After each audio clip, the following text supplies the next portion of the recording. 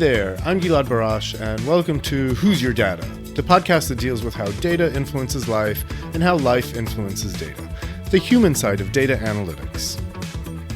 Hey there, and welcome to another episode of Who's Your Data podcast, in which we chat with geographer and data scientist Peter Lenz, head of data science at NEAR, about geolocation data. What is it, how is it used, and what are some of the ethical concerns around it?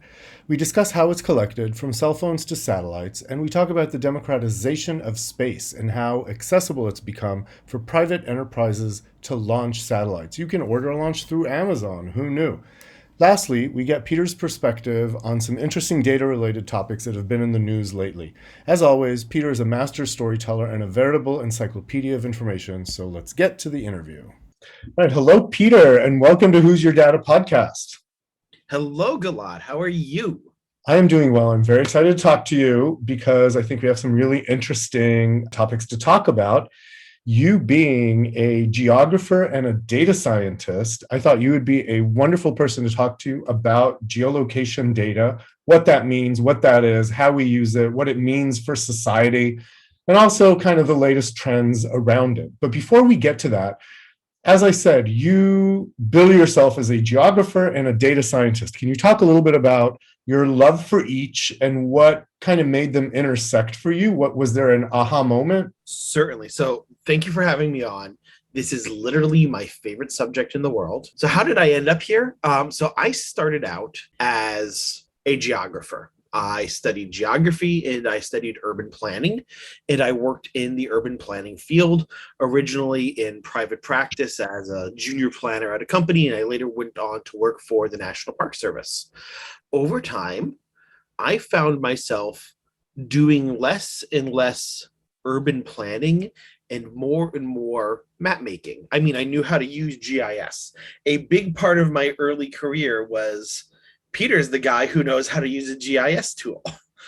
So we'll have him do it. As that went on, I found myself spending more and more time not even making the maps anymore, but now writing programs that made maps. Then this article came out in Harvard Business Review. Data scientist is the sexiest job of the 21st century. And I remember reading it and saying, I do all this shit. So I decided that I would rebrand myself from geographer to data scientist. That turned out to be very valuable because a lot of things that are today done in data science that are machine learning things, geography figured those out a long time ago because we've had to deal with lots and lots of data for a very long time. And a lot of the things that I learned as a geographer exist in data science, but with different names, or they are things that you can do. And that's been very valuable to me. It also is really useful because, and this is the secret of I believe, data science that a lot of people don't think about, all data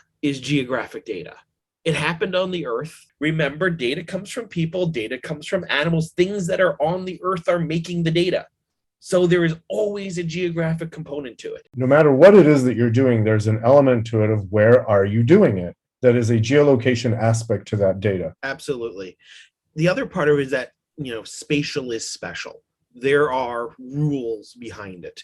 The numbers aren't just numbers, which is something that I see a lot of data scientists make a mistake around. They say, this is latitude and longitude, this is some continuous variable. I don't have to care about it. It is not.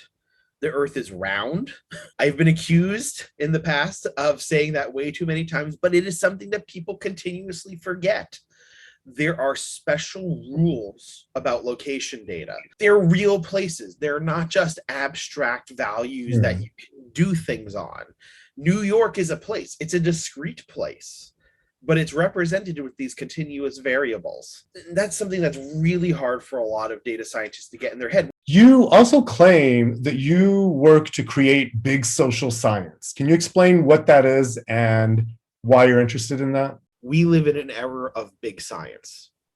Things like astrophysics, fundamental particle science depend on massive government projects, the Large Hadron Collider, the James Webb Space Telescope, big, expensive objects. In the social sciences, which I consider myself a social scientist, I am primarily interested in people, We have not really had big, expensive things outside censuses, which are our equivalent of that. We now live in a world where that is not true anymore. Society has built a massive data collection system that is always on, that tells us about what people are thinking, about where people are. And we call that the ad tech ecosystem. By accident, we have created the most advanced data collection system that has ever existed in social science. And we use it to put ads on people's phones for fractions of a penny. But we can use it for so much more. Peter, you are head of data science at Near. Can you tell us a little bit about the company and what it does and what you do? Certainly. So Near is the world's largest collector of human movement data. We bring in data sources from dozens. We bring in dozens of different data sources, clean them, harmonize them, and collect this data over time. Can you give an example of what you mean by data sources? You don't have to be specific, but what types of data you ingest? Near is the world's largest collector of human movement data. Human movement data is data that's collected from crowdsourced systems, typically cell phones, but we also have connected car data. We bring in data from credit cards. We bring in data from many different types of sources. We operate in effectively every country on Earth. There are some that we don't trust as much as others, and there are some that we will not operate in for ethical reasons. But we basically have data everywhere. We bring it all together. We model this data so that we can understand the things that we don't see. Mm-hmm. These are all crowdsourced systems, so you don't know what you don't know. As a data scientist, my team's job is figuring out, one, how to fight fraud, inaccurate data, and how to figure out those things that we don't know. So we can do things like how many people are in your supermarket on Tuesday at 9 a.m. So you get a sort of a holistic view about people's behavior, and then the things that you don't know, you model. Exactly. In fact, in some places where there are privacy rules, everything has to be modeled. We can't actually look in those places. So where there are privacy rules, we have to look at countries where we do have rights to use data and infer from remote sensing things that are coming from satellites, for example, or from other data sources to make guesses of what are going on. We try to respect the law in hundreds of countries at once. And so when we talk about geolocation data, as we said, it's a geographical component to everything that we do in terms of where we do it. How reliable has this data been? And when you use it, are there some things that you need to keep in mind and adjust for? One of the things that you mentioned as far as locations being real places, but what are the challenges of geospatial analytics of this data? The problems here can be multitude. There is a lot of really great, amazing spatial data that is out there, but there's also a lot of junk. Not on purpose. People rarely are creating things to be bad on purpose. Instead, there's just people who, out of innocent, not understanding this type of data, making mistakes. The amount of things that I see on a daily basis where latitude and longitude have been confused would confound you.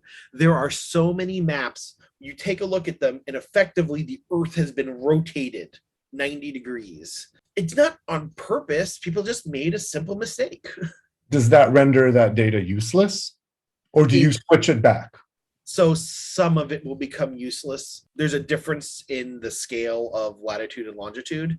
And you can, by respecting the correct bounds, create data that falls off the Earth. They're in impossible places. The problem is cell phones. This big data location system is ultimately driven by the cell phone. And we don't control the cell phone. The cell phone has been bought by a person. It has an operating system on it that they don't necessarily control, or in fact, don't at all control it. It's controlled by Google or by Apple. But this large-scale human movement data can be very informative vis-a-vis important events that happen in our lives, such as, let's say, the recent global pandemic. Did you see any effect of that in the data, and how did that materialize? So one of the things that I mentioned before that we figure out is estimated visitors. How many people are in a discrete location at a discrete time? When you look at March 2020, the world falls off a cliff. There's this generally rising count of people in all of these different commercial locations, and it goes boom down to almost nothing, and then slowly crawls back up over time. So yeah, we can see people changing their behaviors. It's actually one of the things that's really hard about human movement data. Machine learning is ultimately the art of being a data historian. Machine learning models have to look at what people have already done in the past to make predictions of what they're doing now and what they're going to do in the future. And when the pandemic came along, people's behaviors changed in a way that is not in the data. And every model went cuckoo bananas. This is not what is supposed to be happening, because this is not what has happened. I've had discussions in the past around this being a black swan event that, of course, models could not anticipate. It's not just that they anticipate it. A lot of things that you see as data, that's real-time data, is actually being nowcasted. That is to say, it's a prediction of what's going on now, because we're not going to know what's happening now until the data collection is completed, possibly months or years from now. It's not so much predicting the future, it's predicting the now. Now is the future as far as a model is concerned.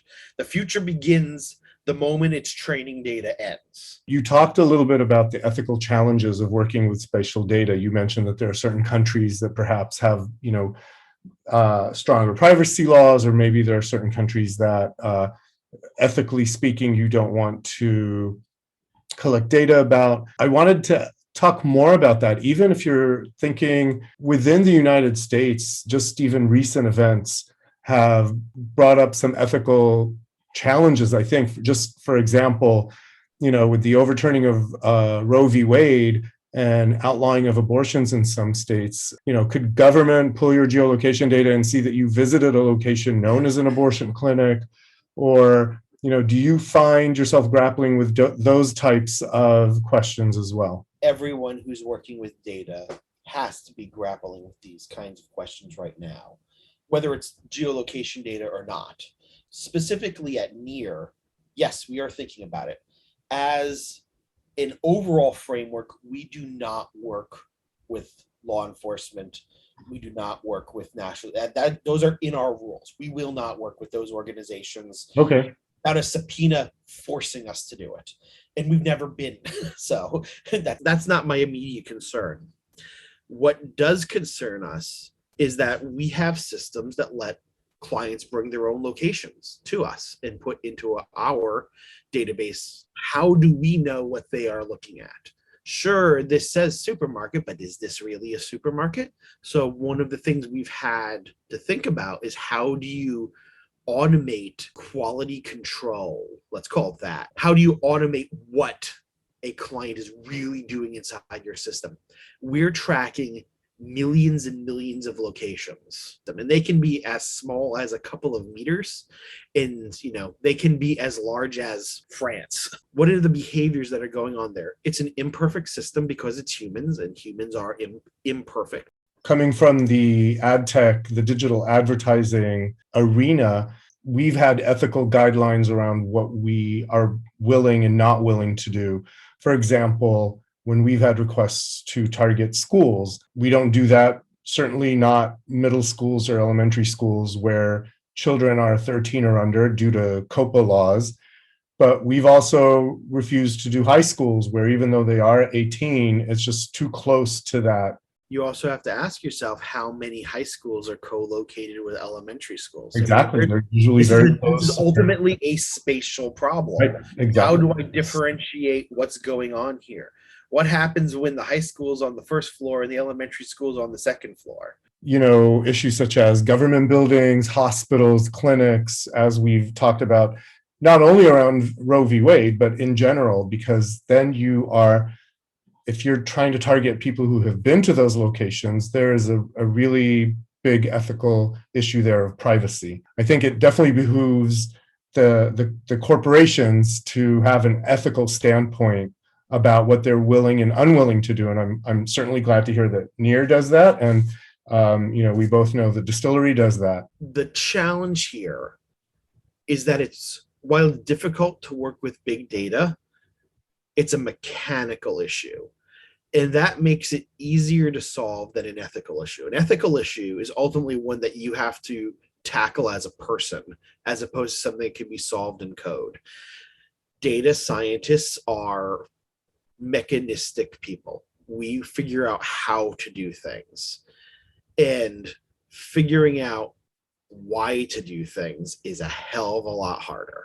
So, Peter, one of the use cases that we've discussed on this podcast for spatial data has to do with remote sensing that's done through satellites. And this has become sort of an alternative to surveying that was once done on the ground, right? But now you can do it at a bigger scale. You have measurement of anything from topography, water depth, vast expanses of terrain. And a lot of this type of geospatial and other data used to be collected by governments through satellites, through airplanes. And so they had sole access to this data, which they may share or may not. But this has changed in recent years. Can you discuss how that's come about? In the late 1700s, the Montgolfier brothers have just launched the first balloon. And what the hell are people doing up in that balloon? Well, they're having meals and they're going, hey, look at me, I'm in a balloon. I'm an influencer of the 17th century.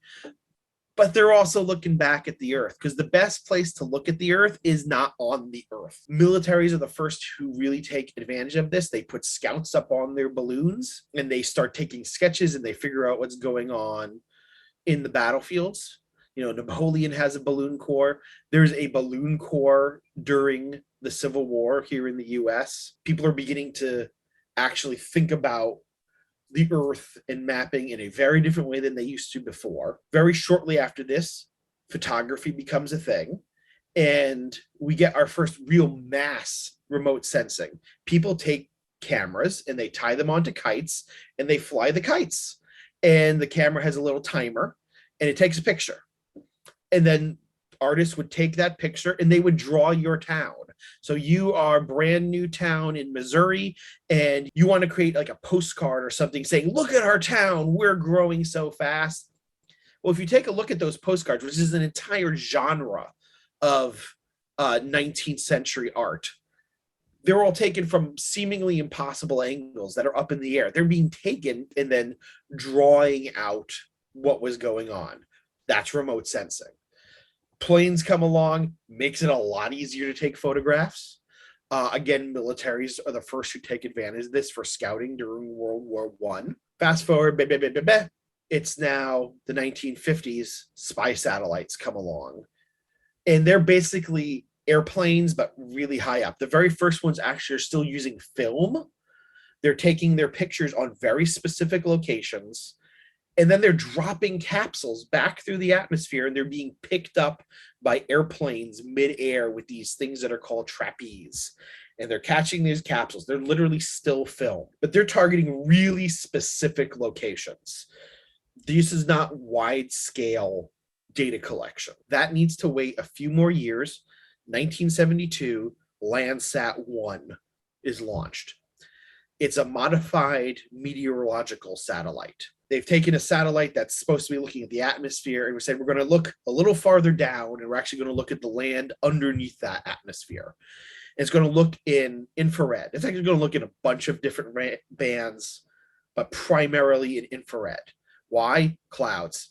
Most of the time, most of the Earth is covered in clouds. If you were to take a photograph of the Earth and average it, it would be pale gray. because there's all those clouds getting in the way Mhm. there. So it's going to look at infrared, and it's going to look at what's going on in the Earth. And instead of the spy satellites, which are looking at these very specific locations in extremely high detail, this is going to look everywhere at relatively low detail. And Landsat 1 is a fundamental change in the way that we think about data collection. Before this, a map was a thing that's on paper. There are maps that are taking a look at demographics. They're all hand-drawn still. But now we have digital data about what's going on the Earth, and it's constantly updating. We have gone through multiple rounds of Landsat. Landsat 9 just came online in January of 2022, and they're all cranking out lots of data. And the price has dropped. In the beginning, to get that Landsat data, you had to right away, and you had to pay for what they call the scene, which is a single image of the Earth at a single time. You would pay that and you would get it on magnetic tape. By the time I was looking at this data in the early 2000s, you'd get it on a hard drive. Nowadays, it's free and you can get all of it. But there's only a couple of these satellites in orbit at any one time. But there's this other thing that's come along in the last 20 years that's changed things. Once upon a time, you had to pay lots of money to get this data. But now things have gone back to the way that they used to be. Used to be, if you had a balloon, if you had a kite, if you had an airplane, you could collect lots of data. And then there was this middle period where governments had to rule it because launching a satellite requires a metric boatload of money. But now it doesn't. We have this thing that's called the small sat or CubeSat. Technically, a CubeSat is, there's this ranking order of satellites. They start out at bonkers huge. That would something like the James Webb Telescope or a GPS satellite that's roughly the size of a bus. Small sats start roughly 1,200 kilograms. We're talking smaller. A CubeSat starts out at 1 U. So that U, by the way, is a really interesting story.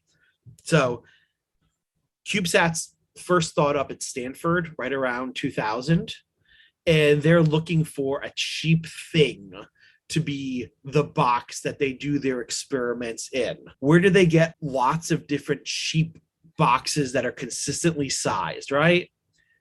Beanie Babies are a thing at this point. So CubeSats are measured in U's, and those U's are the size of a Beanie Baby because they were originally Beanie Baby collectible boxes. Well, I'm glad to hear that Beanie Babies have such a important contribution to science. Critically important part of science is the Beanie Baby collectible box. So a 1U satellite, CubeSat, it's about 2 kilograms. So these tiny satellites now are deployed not just by the government. Primarily not by the government, in fact.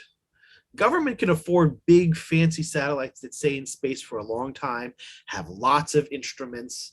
Government has a whole ecosystem for building satellites. So now every company can have a satellite up in space. If you have, let's call it $200,000, you can launch a satellite.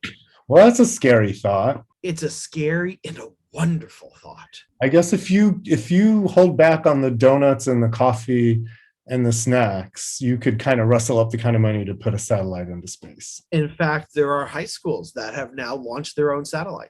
These were originally thought up for academics for building research satellites that would test new experimental things that would go into big sats. We're talking about the democratization of space in a way where now it's available for everybody, from high schools to colleges to private companies, whereas in the past it was the sole purview of government organizations such as NASA. What does that mean for us as consumers, and what does it mean for our data that we live and create and consume? So first off, space is cool. This is just cool. People are building satellites in their basement. Two, as scientists, it means we can ask questions that we couldn't ask before.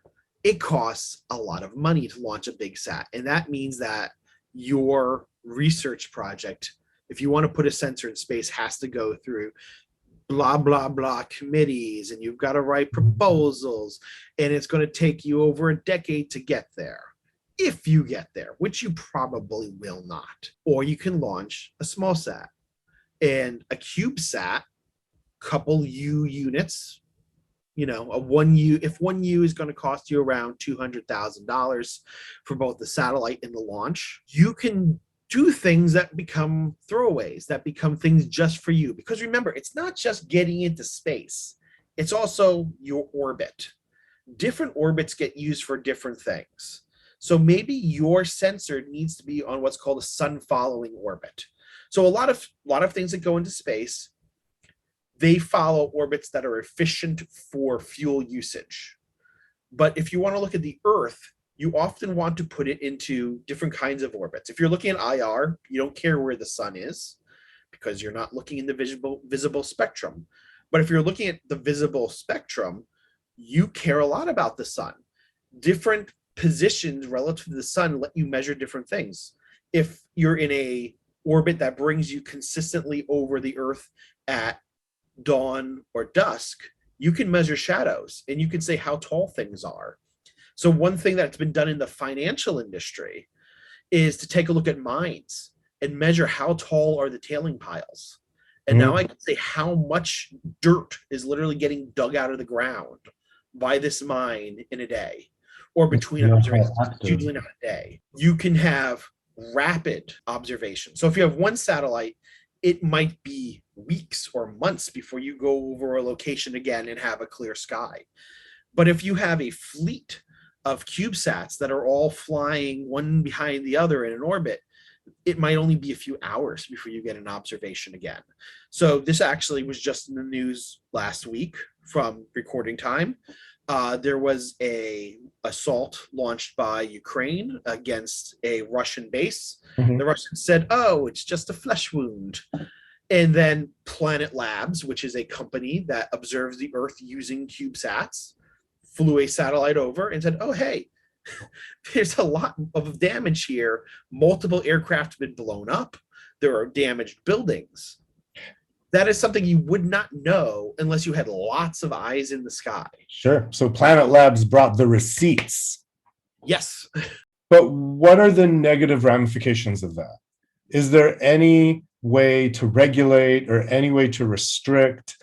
Because one would imagine that can also be used for nefarious reasons. Certainly. So it's ultimately up to the users of this data, what they're doing. It's difficult to put the genie back in the bottle. Once this data is out there, it's out there. So yes, there are potential nefarious uses of this. You can see things all over the Earth all the time now. One usage that's actually been used that people are not too fond of during the pandemic, lots of people have built pools in their backyards.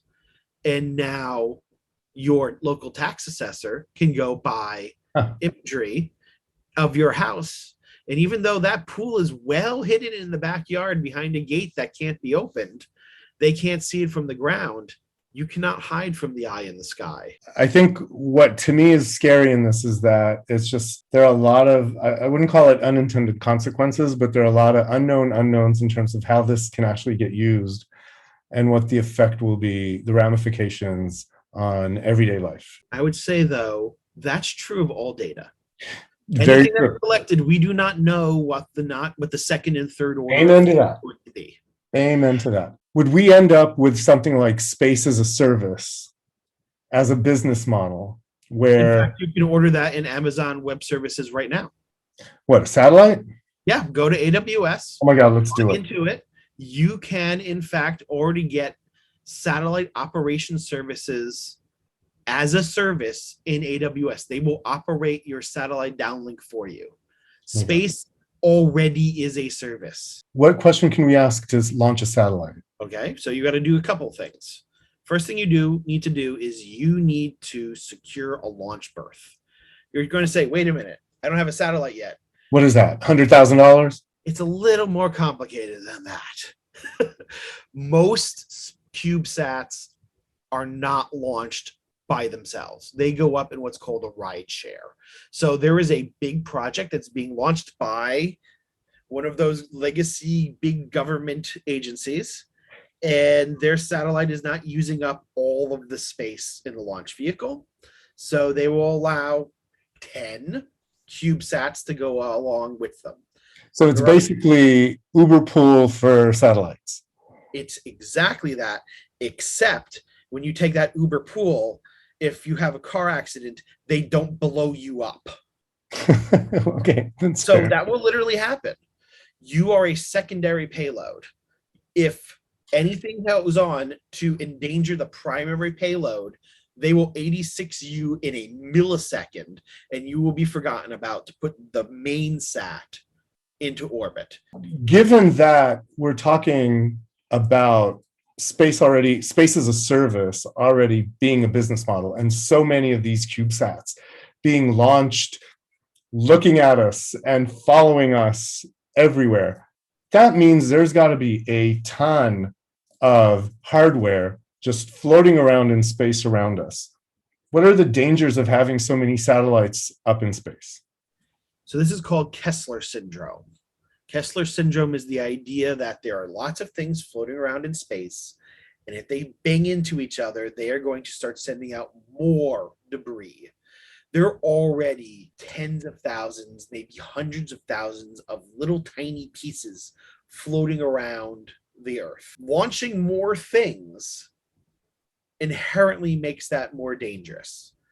The way that that's attempted to be mitigated with CubeSats is that they're launched only into low Earth orbit. So that means your CubeSat is only going to last a year, maybe 18 months, possibly a lot less. When they come down, though, where are they coming down? Do they know where they're coming down, or are they just like, plop? Yes. Big sats have a place where they come down. It's called Point Nemo. It is actually, in geographer terms, it is the pole of inaccessibility. It's the point on the planet Earth that is farthest away from any human settlements. It's in the South Pacific Ocean. It's where we crash big ass things from space on purpose. I assume it's probably also the place where Godzilla will one day form. But if you're a small sat, remember, you're a couple of kilograms. You don't have maneuvering jets on board. You're going to come in where you're going to come in. The saving grace is they're all tiny. They're going to burn up, or at least they should burn up in the atmosphere before they hit you. That is a little bit more comforting. You have managed to, at the same time, excite me, confuse me, and scare me. Well, and as anybody who knows our conversations over the years knows that this is pretty much par for the course, any discussion that we have. As we're coming to the end of our discussion, I have a little bit of a lightning round for you. I'm going to ask you, I'm going to bring up a couple of things that I've read in the news, and I want to hear your opinion about them. First thing that comes to your mind. So the first thing that I read that was Amazon buying iRobot. This is the cumulation of a long process for Amazon. Amazon wants to get inside your home. iRobot, through the Roomba, is already inside your home with a machine that is designed to map it out and figure out its layout. Their Alexa can only talk to you, but presumably in the future, an iRobot can drive up to your Alexa-enabled door and open it for the Amazon delivery man, who will walk in and drop the package off in your house. You were talking about things that were scary and exciting. That is scary and exciting. How far away are we from the Roomba becoming self-aware and becoming our rightful overlord masters? Amazon is probably already there. I'm sure they have prototypes. I'm certain that they do. That said, if you're talking about artificial general intelligence, I am a naysayer. I don't think that we will get artificial human level modeling in my lifetime. I agree with that. I actually agree with that too. All right. Sorry, VCs. Have you heard of a show called Ring Nation? Oh God, yes. This is a show that features videos taken by Ring doorbells, which are smart doorbells, their video doorbells and smartphone cameras. Amazon, by the way, owns both the production company and the Ring doorbell itself. Amazon owns everything. It does, and it certainly will. What do you think about this? This thing scares me too. On one hand, I do love stupid YouTube videos. Sure. But I like stupid YouTube videos that are submitted by people voluntarily, not involuntarily. Sorry, not sorry here, Amazon. This is creepy. It is creepy. I will say, I think that just like, look, at the end of the day, when you look at shows like Judge Judy and Cash Cab and all of those, people sign waivers. And as much as it looks as if it's, and cheaters, people will end up having to sign waivers and allow themselves to be shown on TV. And I assume it's the same. Nobody will be surprised by the fact that they show up on these shows. That said, I think it normalizes the use of privacy problematic media for entertainment. And so I think that it just jades us even more. It's a question that keeps coming up, and I don't think we have a good answer to yet as a society or as data scientists. Who owns the data? The people who create it or the people who collect it? Very good question that is worthy probably of a whole other episode. And last but not least, Meta's new BlenderBot 3 AI chatbot turned racist really quickly and spouted anti-Semitic conspiracy theories just after speaking to the public on the internet. Have you been on the internet lately? Yes, it's a cesspool of crap, especially Twitter. You learned this day one of model making, garbage in, garbage out. I have worked with a lot of NLP projects over the years. There's actually a major problem in NLP. All of the algorithms, GPT-3 or BERT or whatever you want there, depend on gobsmackingly large amounts of data. And that means you cannot be picky. So when I train a model and it's got a couple 100,000 things, I can be really, really picky about what training data I want. When you need petabytes of training data, you just get data. Yeah. And there's a lot of really bad data. Horrific data out there. So of course it's going to be racist. Of course, I saw a thing where it has a very bad opinion of Zuckerberg. It badmouths him as a CEO because it saw people doing that on the internet. Well, that's the one thing I would say. Maybe it finally did get some intelligence, but I guess you're right. The things that we are building today, they are not even as smart as my 9-month-old. They are. Yeah, they're very specifically task driven. That's when they're good. Yes. And it worries me when I see things about people claiming that artificial intelligence is going to solve all of our problems. They are not going to solve all of our problems. They are tools, and that's it. Peter, this has been like I said, fascinating and scary conversation, which is the least of what I expect from a conversation with you. So thank you so much for coming to the podcast. You're welcome. It's always wonderful to talk to you, Gilad. For those at home, Gilad and I used to sit next to each other, and this is what would happen every single day. Endlessly. By the way, also, Peter, it's worth noting that you are one of a very small number of straight white men who have been guests on my podcast. So how does it feel to be a diversity guest? I don't know how to answer that. I don't know. I feel that whatever I answer this to, I am in trouble. You probably are in trouble. So we'll leave it at that. I'm glad to be an ally. Amen. And always have done. Well, thanks for joining us today and listening to this episode. Please remember to subscribe, rate, and review our podcast. And if you have any questions you'd like addressed, send them to who'syourdatanow@gmail.com. That's who'syourdatanow, all one word, @gmail.com. Thanks, and see you next time on Who's Your Data?